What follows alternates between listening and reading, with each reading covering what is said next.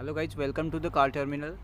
जब भी आप अपनी गाड़ी का इंजन काम कर रहे हो तो उसके जो आउटर पार्ट्स आते हैं, जैसे कि अभी ये टाइमिंग प्लेट है, ये आपका टैपेट कवर हो गया, ये आपका ऑयल स्टेनर हो गया,